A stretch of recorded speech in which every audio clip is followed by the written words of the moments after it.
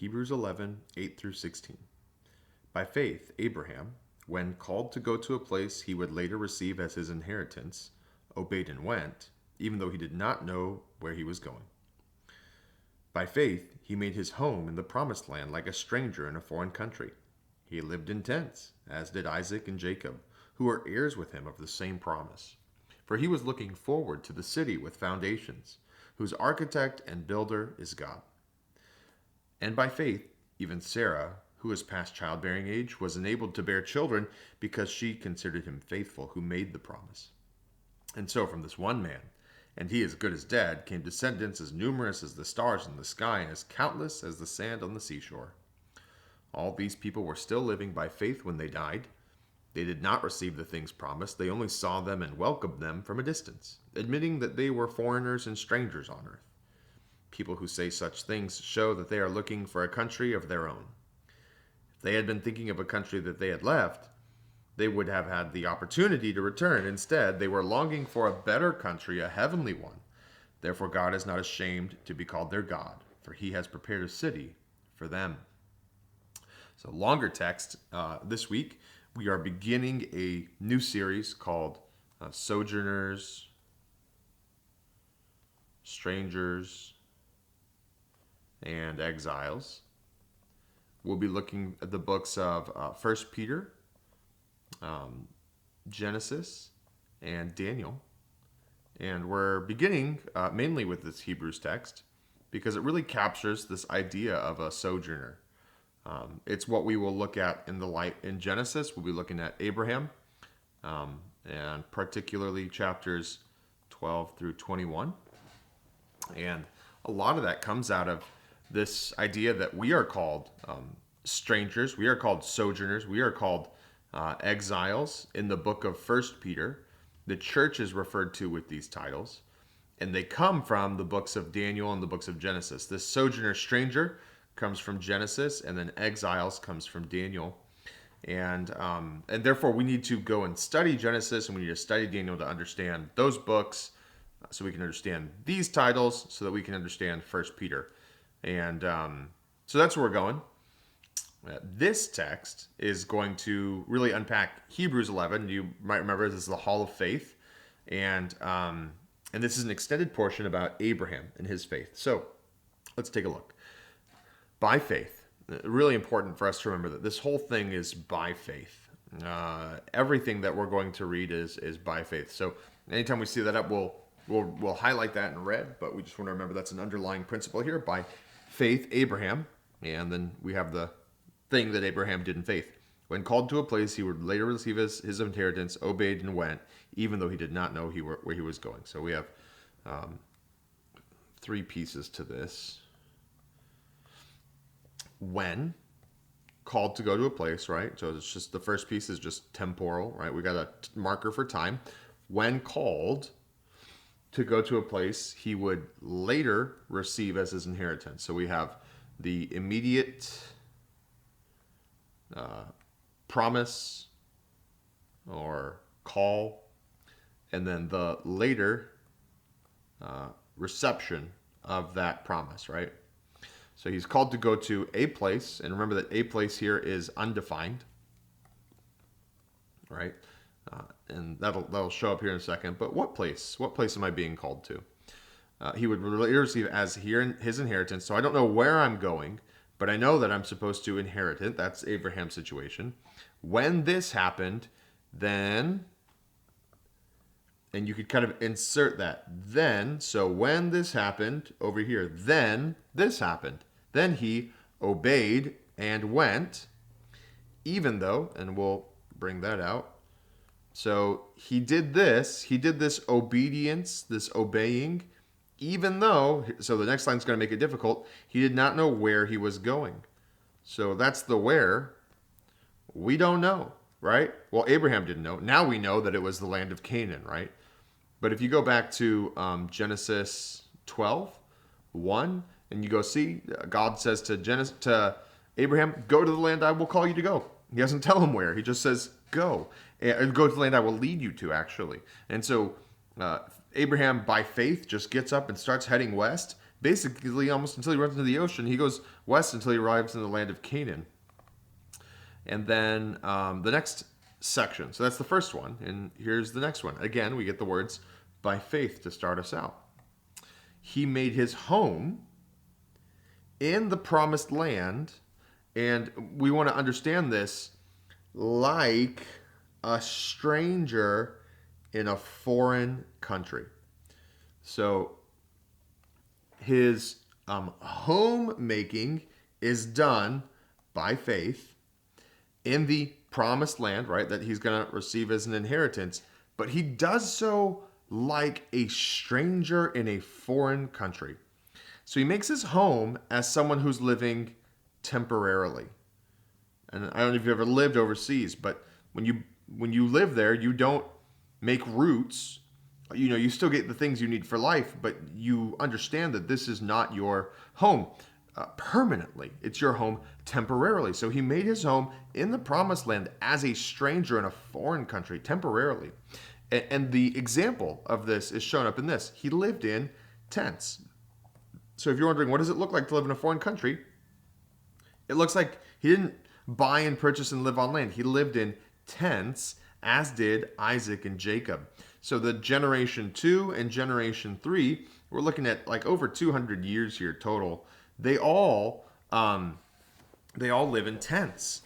And these guys are heirs, right? We have this inheritance, this land, heirs with him of the same promise, right? So again, back up to the inheritance.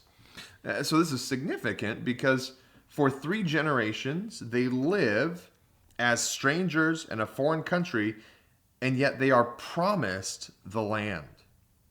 This would all lead us to ask the question, why? Why won't you just buy a home and live and settle like you are going to actually inherit this place? Well, he gives us the reason. For he was looking forward to the city with foundations. Now, it doesn't have the word faith, but this is the faith.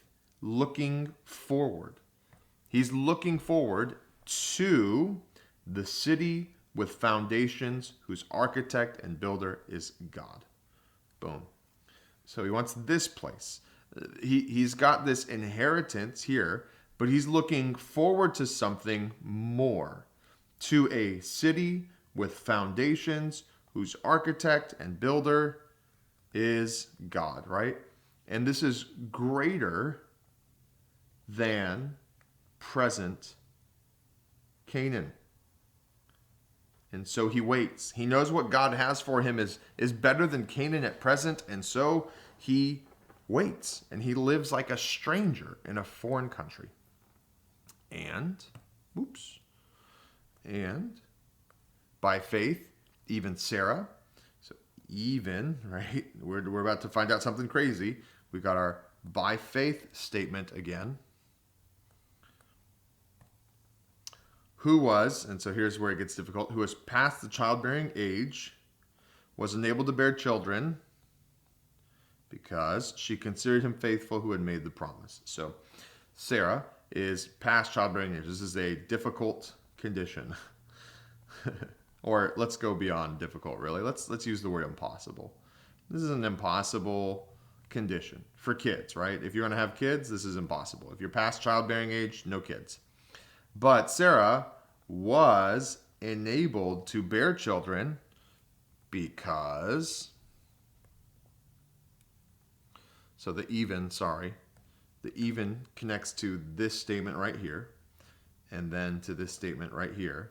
And we get the because I'm able to bear children, even though I'm past childbearing age, because she considered him faithful.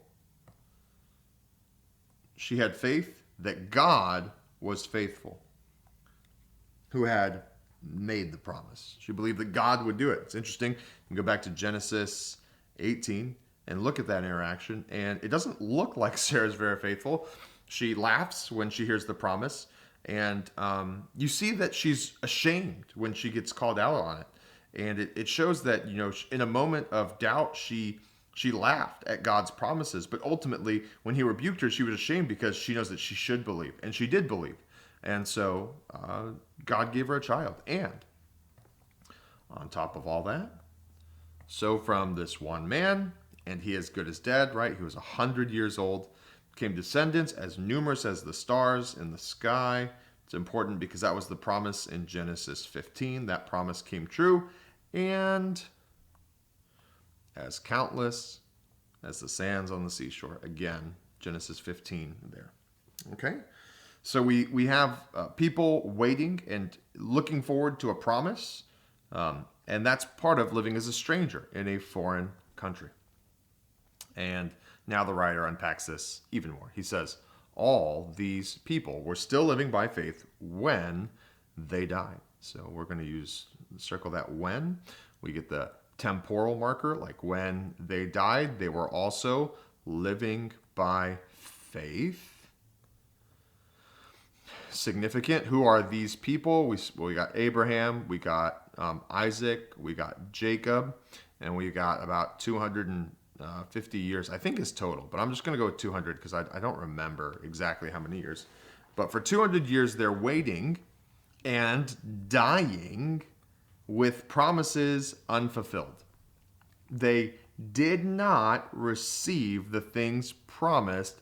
They only saw them and welcomed them from a distance, admitting they were foreigners and strangers on the earth. Okay, so they did not receive the things promised. Abraham is not king, and he has one son, not millions, right? Or billions or trillions. And the same is true for Isaac, and the same is true for Jacob. In fact, when Jacob is standing before the king of Egypt, he says, my days on the earth as a sojourner, as a stranger are many. He said, he sees himself as a stranger. He sees himself as a sojourner. So they did not receive the things, okay? They only saw them and welcomed them from a distance. This word only saw, right? It's like the word even, right? They saw them, right? Which is the things promised, and welcomed them, again, the things promised, from a distance, admitting that they were foreigners and strangers on the earth. So this admitting of being a foreigner or stranger, and let's just use the word embrace, this embracing of the identity of a foreigner or a stranger means that you welcome the things promised from a distance, even if you don't receive them while you're alive. This is living by faith.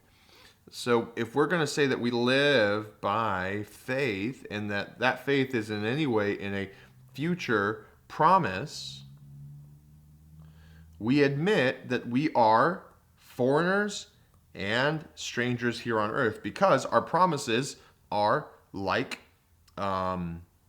Abraham's, to a city with foundations whose architect and builder is God.